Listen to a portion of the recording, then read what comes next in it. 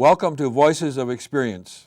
I am Dan Mikel, President Emeritus of the Minnesota State Retiree Council, afl-cio. In the next half hour, we'll be talking with a highly regarded former congressional staff person and federal policy analyst, Steve Francisco. Steve Francisco has been on Voices of Experience several times and has in fact has received an award from the State Retiree Council for his longtime leadership skills, particularly in the area of federal policy analysis. Steve, welcome back to Voices of Experience. Thank you, Dan. Good to be with you. So today we're going to talk about the 2012 Affordable Care Act decision. There have been many significant Supreme Court decisions in our lifetime, but in the summer of 2012, we had an historic decision involving the Affordable Care Act. And just as an aside, the Affordable Care Act is sometimes referred to by its critics as Obamacare. But we will use the correct title of the act in our discussion, the Affordable Care Act.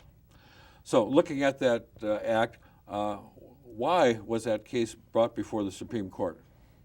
Well, it's no secret to anybody who's watching this show that this legislation was one of the most controversial pieces of legislation that Congress has probably ever enacted. But when you look at what the law does, extending health insurance coverage to over 32 million Americans, trying to get a handle on rapidly escalating health care costs, it makes some significant changes in the way that health care is consumed in the United States. The crux of the challenge from those who oppose this law was the individual mandate, a provision of the law that actually requires most individuals to purchase health insurance coverage by 2014. But the law also has provisions in it that provide premium assistance for people who may not be able to afford the premiums. It also took a significant chunk of the population and put them into Medicaid, where it's a government-sponsored health insurance program. But a number of attorneys general in a group of states, I think it was about 20-some states, had filed suit challenging the constitutionality of the Affordable Care Act, and specifically saying that Congress doesn't have the authority under the U.S. Constitution to require individuals to purchase health insurance. Well, in the decision, the Supreme Court actually rejected that argument, but they did it on the basis of Congress's authority to tax. They basically said that Congress could say you have to purchase health insurance, and if you chose not to or didn't, then Congress has the authority under the Constitution to levy a tax against individuals to help make up for that. So this is a classic case where the president proposed a law, Congress passed it was ever so controversial. Now the Supreme Court was asked to rule on its constitutionality. That's right. This is how our government was set up, and this is how our government is supposed to function. That's right. Yeah. And the big decision you referred to, let's just hit it over the head a second time now. The big decision was the act constitutional or unconstitutional? That the law is constitutional. Now, obviously, there are people who disagreed. This was a very close decision. It was a 5-4 opinion. And interestingly, the deciding justice in this case, many people thought it would be Associate Justice Anthony Kennedy, who in many recent cases has proven to be a swing vote in these cases. Actually, this time, it was Chief Justice John Roberts who delivered the crucial 5th vote to basically uphold the individual mandate, which is at the heart of the law. Okay. Now let's look at two sides, the progressive side and the conservative side. On the progressive side, the prevailing side, what is there in this decision to like? I think that one can look at this and say that the law would probably have fallen apart if there were not the individual mandate. I mean, think about it this way. If a person only buys health insurance when they need it, then obviously the costs are going to go up for everybody involved. And I think the way this law was structured, it was actually modeled after a law that was passed in Massachusetts some time ago when then Governor Mitt Romney was the proponent of it.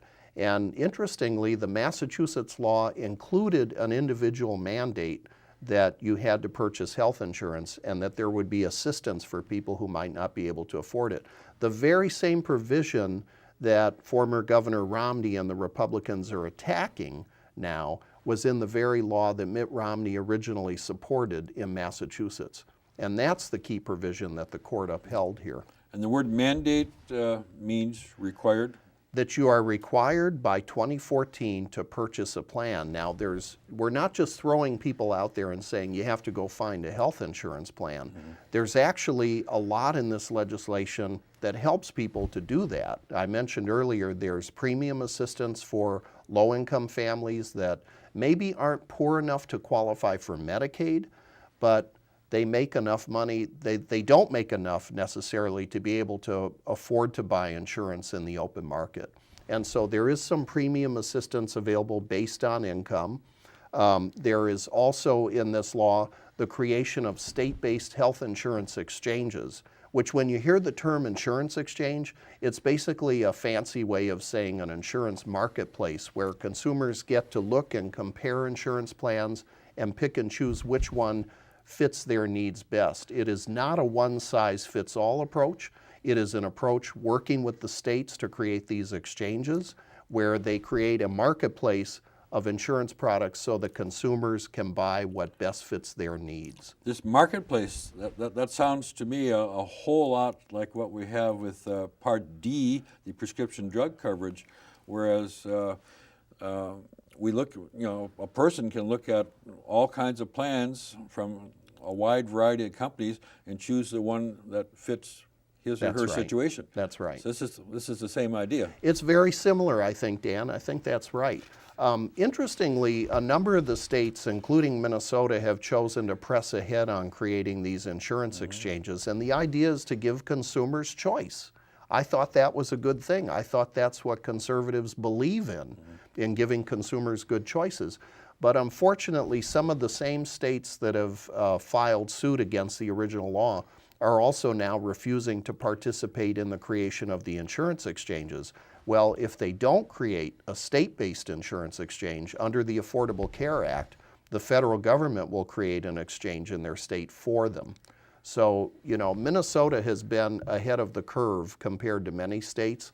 That Governor Dayton and legislators, including some Republican legislators, have realized that it's better for Minnesotans, for us, to put together an insurance exchange that meets the needs of Minnesotans rather than having a plan dictated from Washington. There's been so much misrepresentation about what this law is. It's been called socialist, it's been called a takeover of health care. It's none of those things. At the heart of the Affordable Care Act, it still basically is based upon private sector insurance. There is some expansion of Medicaid in the law. There are some new regulations, but the crux of it is that individuals still will be purchasing insurance from private sector insurance companies. So it's market-based. It is. Market-based. So in the decision, what would please conservatives? Going back to the... Well, the Supreme Court didn't uphold the entire law. In fact, they struck down a provision of the law dealing with the expansion of Medicaid, particularly a provision dealing with penalties that could be imposed by the federal government onto the states. And what they said was, the way the law was originally being implemented was that the Obama administration was saying, if you don't implement this Medicaid expansion provision for people up to 150% of poverty, that what the federal government would do would be to curtail new Medicaid money that would be due to those states. And what the Supreme Court said in its opinion is, you can't curtail money that states are already getting, but you could curtail money that they're going to get in the future if they choose not to expand Medicaid eligibility the way the law provides. Okay. Now let's look at some of these specific parts of the Affordable Care Act. How has it helped young people up to age 26? Well, one of the most popular provisions in this new law, and this took effect right away actually after it was passed in 2010, was a provision that says that parents can keep their children on their family health insurance policy until up to age 26, which is really helpful when you think about that age group. A lot of young people in that age group are still living at home, and they're going to college, and they're dealing with high tuition costs and having to purchase books and all the rest of it. And so enabling families to carry their children up to age 26 is a significant benefit for young people. So even the ones not going to college, but starting out in the job field, or perhaps, Exactly. perhaps going to technical school Going to for a technical year or school, two. that's but, right. But just getting started in life, and they may not feel the need for health insurance the way that a person my age does. But you know, car accidents do happen. Well, when we're 25 years old, we all feel immortal. But as you point out, life sometimes surprises us. So, speaking of young people, there's a provision in the Act regarding children, and I've read that in particular is affecting 17 million children insofar as pre-existing health conditions. Right. Can you explain that term, pre-existing health? This is the scenario where a child may have a heart defect or something. Well, if you take that child out and you try to buy insurance to cover them, health insurance, prior to this law, the insurance companies could look at that and say, we're not going to offer to cover you, even though you may be able to pay for the premium, because the insurance company has done a cost calculation that providing care for this individual with a heart defect is not going to be economically feasible for them. And so a lot of insurance companies, not just for kids but for adults too, have denied coverage for people with pre-existing conditions.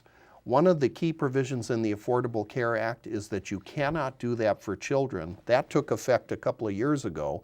And by 2014, you won't be able to deny coverage for pre-existing conditions for anybody.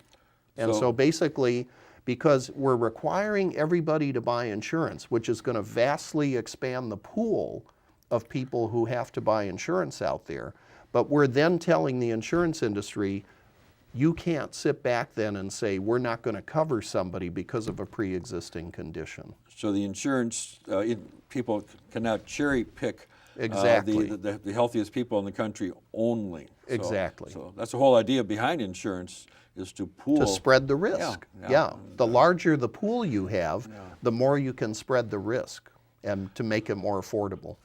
Now let's talk about people in my age group. And what about lifetime limits of insurance benefits? Well, the way health insurance has worked in our country for a long time, a number of insurance companies have looked at people with chronic conditions, and as we all get older, we tend to develop some of those conditions. Those are more expensive to treat. And unfortunately, some insurance companies have said, well, we're just going to set a cap and say that when you hit a certain dollar amount of expenditure for health care, that we're just not going to cover you anymore. The Affordable Care Act says you can't do that anymore. That insurance companies are going to have to cover you. You're going to pay the premium, but they're going to have to cover you, and they can't set these lifetime limits on coverage. Two more questions affecting seniors. One, the donut hole that we have in Part D. If you'd first explain what that is, and then secondly, what's going to happen to it. You know, this has been one of the most interesting parts of this healthcare debate, that under Medicare right now, for the Part D coverage, I believe it was, that you would pay the premium, but there's a certain point where you continue paying the premium, but you don't get any healthcare benefits until your out-of-pocket costs reach a certain level. And I forget exactly what the dollar amount is now. You may recall. Do you recall what it is, Dan? It's changed over the years now. It keeps changing. But basically there's what's come to be called the donut hole, which really is another way of saying you're still paying the premiums, but you're getting no health insurance coverage until your out-of-pocket costs hit a